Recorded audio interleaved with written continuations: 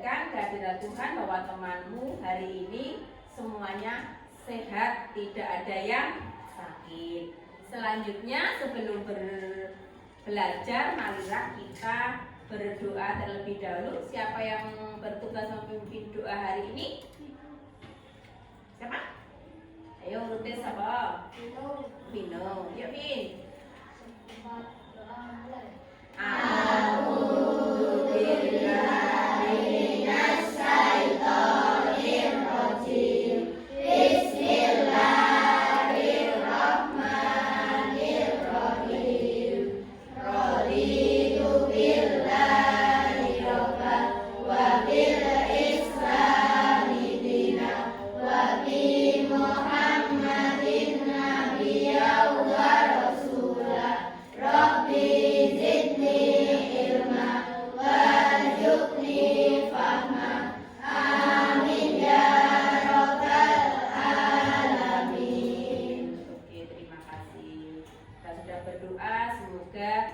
Pelajaran hari ini dapat berjalan dengan lancar, tidak kurang suatu apapun.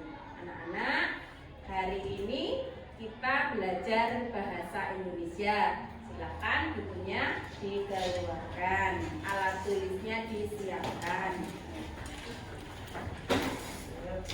Alat tulis, buku pelajarannya disiapkan. Oke anak-anak. Coba anak-anak, sudah siap belajar? Sudah. Kelompok 1, kelompok 2, kelompok 3, kelompok 4, kelompok 5,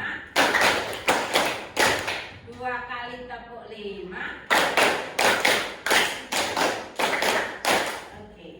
Anak-anak lihat tayangan di papan tulis. Anak-anak tahu gambar apa itu? Anak-anak sudah pernah lewat di sini? Anak sudah pernah masuk? Belum pernah ada satupun? Kira-kira anak-anak, apa aktivitas yang ada di kantor pos? Yuk, siapa yang tahu? Yuk, siapa? Nah, kalau di kantor pos itu ngapain? Ayo, apa yang dilakukan yang bisa dilakukan di kantor pos? Apa? Membeli perangko. Membeli perangko. Pintar. Apalagi? Aktivitasnya kalau di kantor pos itu ngapain? Ayo. Ayo. Orang tuamu kemarin ambil BLT di sana. Ya, bisa ambil BLT di kantor pos. Apalagi?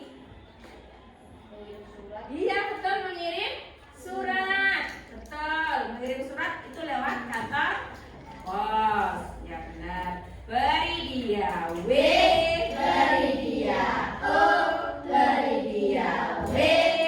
Wow, keren. Wow, wow, keren. Cina, keren. Wow, wow, keren. Keren loh. Ya, jawaban teman-teman tadi betul ya. Kalau di kantor pos itu anak-anak bisa mengirim surat, membeli perangko, membeli materai juga bisa di kantor pos, mengambil bantuan langsung tunai BLT juga bisa di kantor pos. Nah, tapi hari ini anak-anak kita akan belajar tentang surat. Tentang apa? Surat. Surat itu kenapa harus dipelajari? Kan sekarang sudah tidak familiar, sudah tidak viral pakai surat. Sudah ada HP Bu Guru, sudah ada Instagram Bu Guru, sudah ada Facebook Bu Guru, tidak perlu memakai surat. Ada mungkin anak-anak membayangkan seperti itu, tetapi anak-anak kalau kita itu berkomunikasi lewat surat itu akan punya nilai tersendiri. Nah, apa kira-kira kalau berkirim surat itu kok bisa spesial? Sama Bu Guru misalnya mau izin tidak masuk sekolah karena sakit, anak-anak bisa kirim lewat WA, kirim pesan lewat WA. Tapi akan lebih sopan kalau memakai surat izin yang ditulis. Maka yang pertama, kalau berkomunikasi lewat surat itu lebih sopan. Kemudian yang kedua, lebih spesial. Orang yang dikirimi surat akan merasa bahagia sekali hatinya, karena berbunga-bunga. Pernah anak-anak dikirimi surat undangan ulang tahun? Pernah. Anak-anak juga pernah mengirim ke guru dulu waktu di kelas 4, sama anak-anak juga diberi kartu ucapan ulang tahun. Guru juga bahagia sekali, senang sekali, sampai merasa guru dispesialkan, paling spesial. Guru sangat senang sekali, bahagia, ya. Kemudian yang ketiga, lebih menyenangkan. Senang banget kalau mendapat surat itu bisa dibaca berulang kali, dibaca lagi, bahkan disimpan, nanti bisa diambil lagi, dibaca lagi.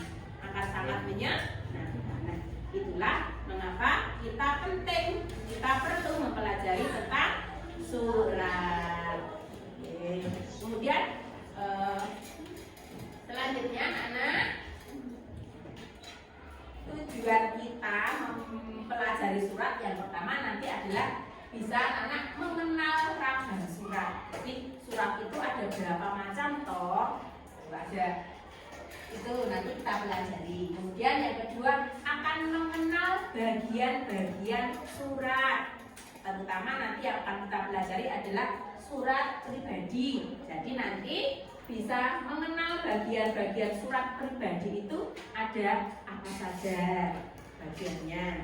Kemudian yang ketiga, nanti diharapkan anak-anak dapat membuat surat pribadi untuk siapapun. Untuk guru boleh, untuk teman boleh, untuk orang tuamu juga boleh. Siap? Oke, kita lanjut. Nah, ini anak-anak, surat itu merupakan sarana komunikasi, tapi bentuknya tertulis. Tertulis komunikasi tapi tertulis, jadi kita bisa menuangkan apapun yang ada di pikiran kita yang akan kita sampaikan kepada orang lain, tapi dalam bentuk tulisan, itu surat. Nah, di sini anak-anak, fungsinya, fungsi surat bisa membacakan. Ayo, siapa yang bisa baca dengan keras? Oke, yuk. Fungsi surat. Fungsi surat: 1. Sebagai alat komunikasi. 2. Sebagai alat pemberitahuan. 3. Sebagai bukti tertulis. 4. Sebagai pengingat. Ya, itu fungsinya. Sebagai alat komunikasi, jadi kita bisa berbicara dengan orang lain, mengungkapkan perasaan kita lewat surat. Sebagai alat pemberitahuan, misalnya ada informasi dari sekolah, diberi surat undangan, ada informasi besok tanggal 15 Agustus, orang tuamu harap hadir di sekolah karena akan ada rapat komite sekolah. Itu sebagai alat pemberitahuan, jadi memberitahu kepada orang lain akan adanya sesuatu. Bisa. Kemudian sebagai bukti tertulis. Nah, surat itu bisa sebagai bukti tertulis. Nah, kalau misalnya hanya langsung misalnya bukti ini, tapi kalau ditulis itu nanti bisa sebagai bukti. Ini kayak apa ya sing disampaikan, tak delok suratnya ini, diambil suratnya, kemudian dibaca lagi, bukti tertulisnya ada. Kemudian yang keempat, sebagai pengingat. Nah, misalnya pengingat, kita pernah diberi tagihan, misalnya tagihan apa ya kira-kira, tagihan pembayaran listrik misalnya. Nah, suratnya disimpan. Kok ada tagihan lagi? Nah, kita ambil suratnya tadi, kita tunjukkan. Oh iya, berarti sudah membayar listriknya. Berarti sebagai pengingat, itu fungsinya. Selanjutnya, Macamnya anak-anak, jenis-jenis surat itu ada dua. Yang pertama adalah surat pribadi, yang kedua surat resmi. Tapi kali ini kita akan belajar yang surat pribadi terlebih dahulu. Yang surat resmi besok di pertemuan selanjutnya. Ini bentuknya bisa anak-anak perhatikan. Beda tidak bentuknya? Beda. Kalau ini ya bisa dengan bunga-bunga tampilan kertasnya. Tapi kalau ini putih biasa, gitu. Terus ada ini di atasnya juga beda. Ada apa ya? Potnya kalau yang ini. Ada resmi, pokoknya ada tanda tangan yang kepala, misalnya ada logo-logonya. Kalau surat pribadi tidak. Nah, kita akan belajar surat pribadi terlebih dahulu. Nah, ini surat pribadi itu surat yang digunakan untuk komunikasi tapi secara pribadi. Secara pribadi misalnya anak dengan orang tua, dengan temannya, cucu dengan neneknya atau kakeknya, pokoknya pribadi, sifatnya pribadi. Kemudian isinya juga berupa masalah pribadi, misalnya memberitahukan bahwa besok tanggal 20 akan pulang, kita dijemput di stasiun atau yang lain. Pokoknya intinya isinya berupa masalah pribadi. Kemudian bahasanya bagaimana kalau pribadi? Ya bahasanya bebas, tapi harus tetap sopan, bebas, santai, bisa bercanda, tapi harus sopan. Kalau dalam surat yang resmi tidak seperti itu. Kemudian contoh surat pribadi itu contohnya surat untuk keluarga, surat untuk teman, undangan ulang tahun, itu termasuk surat pribadi. Nah, seperti apakah bentuknya surat pribadi itu? Ini anak-anak, cara menulis surat pribadi. Ada yang bisa membacakan? Bagian Meme yang keras. Suratnya dibacakan sudah. Untuk sahabatku. Kemudian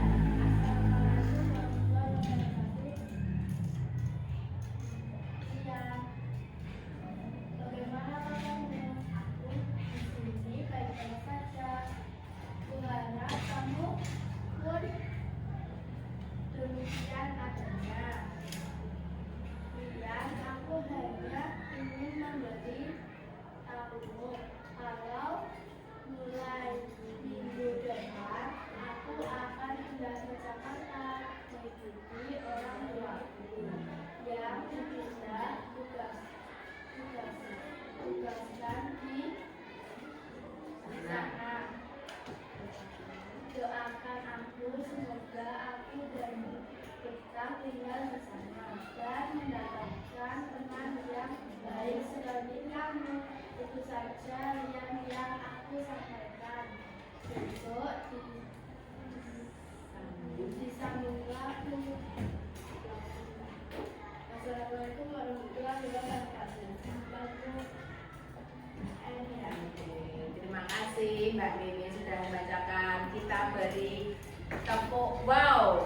Beri dia W, beri dia O, beri dia W.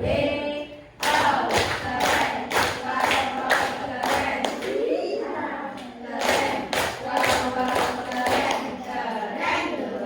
Ya, terima kasih Mbak Mimi. Ya, seperti inilah cara menulis surat pribadi. Coba diperhatikan.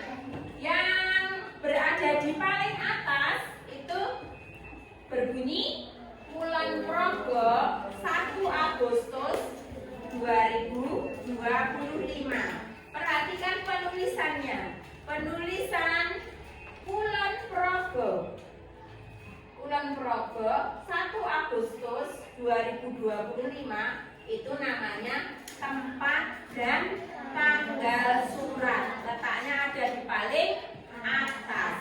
Boleh dimepet di samping kanan, boleh di lurus di kiri sini juga boleh. Oke.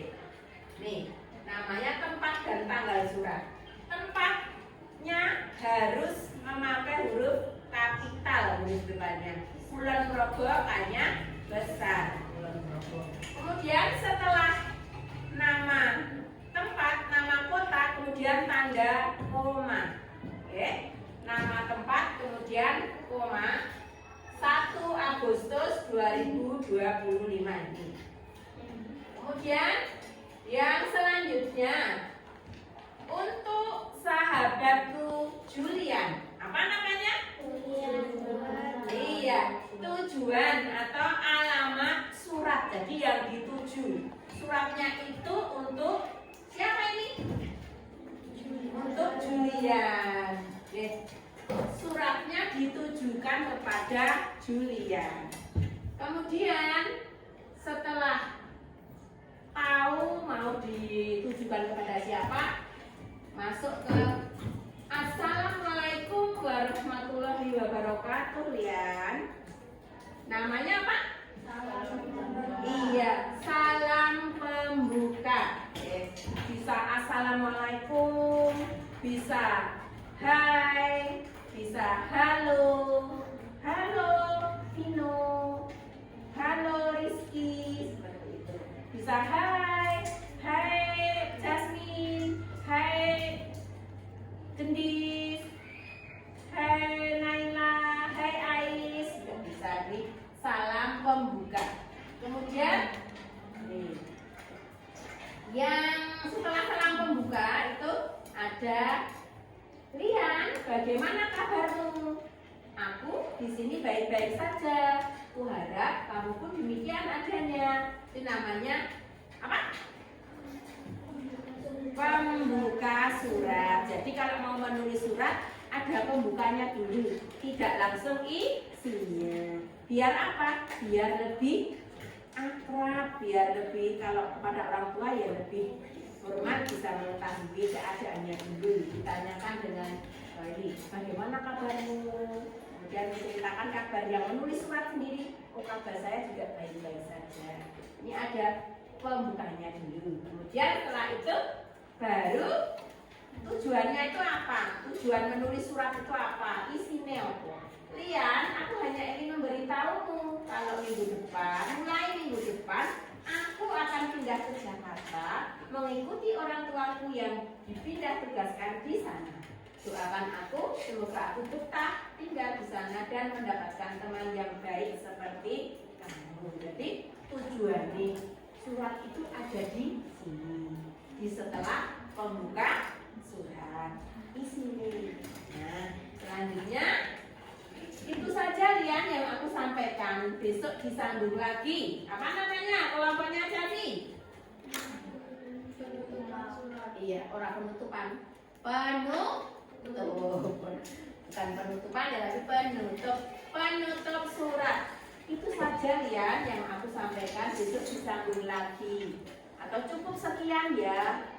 Besok disambung lagi. Ini dulu ya, besok disambung lagi. Pokoknya kalau surat pribadi itu bahasanya santai tapi tetap sopan, berarti boleh pakai itu saja, sekian dulu boleh kata-katanya. Nah, di bagian pembuka surat, tujuan surat, penutup surat itu merupakan isinya. Jadi isi surat itu ada 3. Nah, itu pembuka surat, kemudian tujuan surat, kemudian penutup surat. Yang terakhir salam. Wassalamualaikum warahmatullahi wabarakatuh. Itu penutup. Salam penutup. Salam kalau tadi salam pembuka di awal, assalamualaikum. Kemudian ada salam penutupnya. Kalau tidak wassalamualaikum, boleh tidak Bu Guru? Boleh. Apa contohnya? Ayo. Ya Bang, dari sahabatmu, misalnya seperti itu. Sekian. dulu dari sahabatmu sukses. Kemudian yang selanjutnya adalah pengirim surat, itu ada namanya di paling bawah. Biasanya di sebelah mana? Kanan. Ada yang mau ditanyakan? Sudah ada gambaran cara menulis. Oke anak-anak, kalau sudah jelas kita coba ya anak-anak bisa menganalisis ini bagian-bagian surat pribadi itu apa saja. Nanti tugasnya kalian menyusun potongan-potongan kalimat yang Ibu berikan supaya menjadi surat yang baik. Kalau sudah jadi surat utuh, anak-anak menempelkan mana yang namanya tujuan surat, mana yang namanya pembuka surat, mana yang namanya tempat dan tanggal surat, sampai selesai. Paham? Oke, kalau paham, ini satu kelompok saya beri satu kertas untuk menempel. Kemudian nanti setelah selesai anak-anak mengerjakan tugas ini, kemudian presentasi. Dan kelompok yang maju, kelompok yang lain nanti menanggapi. Kalau ada yang sama ya sudah sama. Kalau belum ya yang mana yang belum betul yang mana. Oke, itu ya. Tapi tidak sesuai yang tidak sama apa.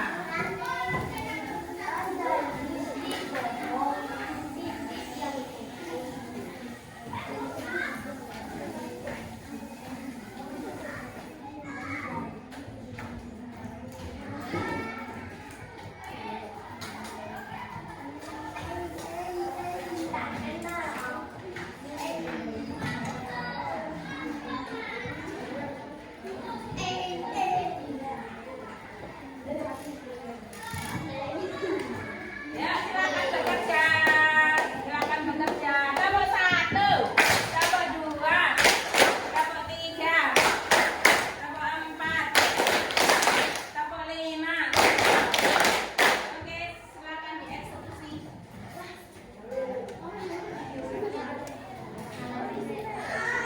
Disusun dulu suratnya. Nah, potongan-potongan suratnya disusun dulu dari yang awal, nanti baru dinamai, baru bagian-bagiannya ditempeli. Ya. Yang paling atas tadi apa namanya ya? Bisa bergelombol kumpul di sini. Dicari. Ya, yang lain menempel. Ya. Mencari, kemudian menempel. Ada yang ngepas-ngepaske.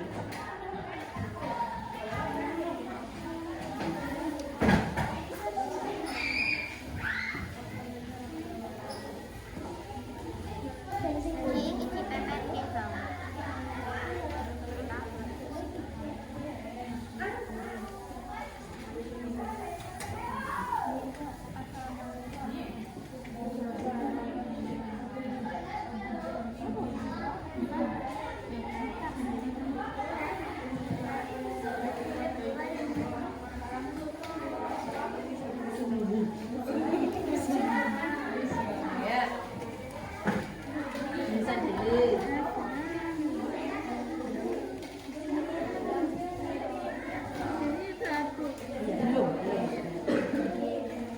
Yang mana? Yang lainnya menempel, yang lain mencari. Dan namanya kerja sama. Disusun yang rapi, kemudian agak kesini nanti ndak nih singgo nama-namanya ndak punya tempat. Agak ke tepi saja ya, nanti biar namanya biar muat.